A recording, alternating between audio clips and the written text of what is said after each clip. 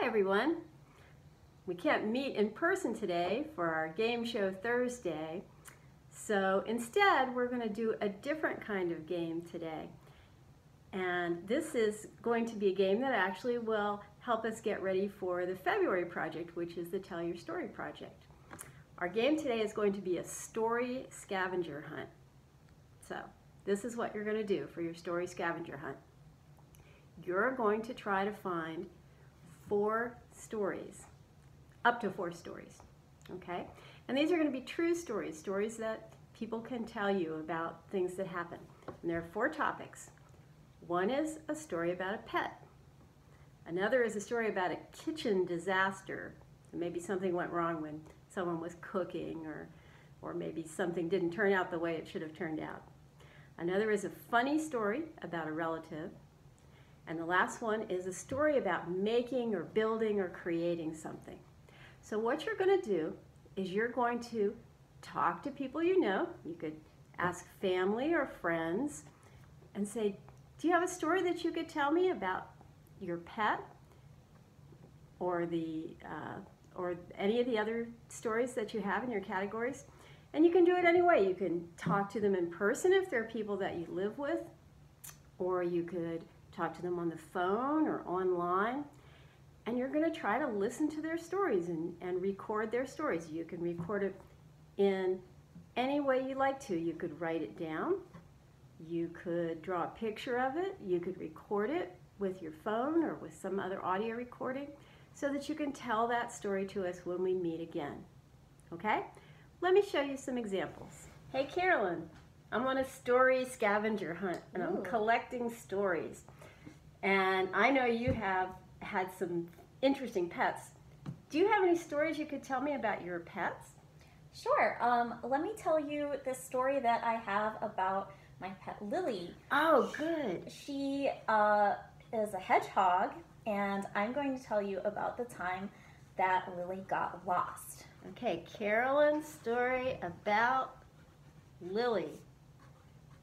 Okay, tell me your story. So one time I was on the phone and I had Lily in the middle of the living room, and I had a little tiny pet playpen for her. And she was in the playpen. It was a little metal playpen with a kind of a gate around it. Okay. And she had toys in there and she was very happy, but I was on the phone and I was talking, and I was talking to a friend, and we decided to say a prayer, so we could close my eyes for a minute to say the prayer. And when I looked up, when I opened my eyes, Lily was gone. Oh, wow. Okay, so I realized that she was gone, and I was frantic. I was so scared because she was right there, and I didn't see how she could have gotten out. And then I looked, and the 2 sides of the playpen were pushed open. Oh, wow. So she had pushed with her little nose, push, and gotten out in that little couple of seconds when I had closed my eyes. Oh, no. And she was just gone. What did you do?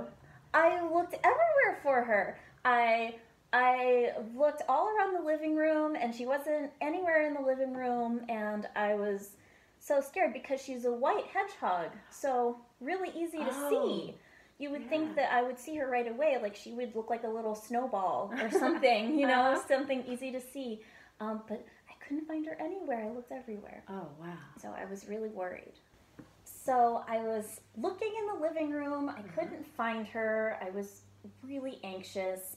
And finally I looked out in the hallway, which was beside the living room, and I saw a little white bundle.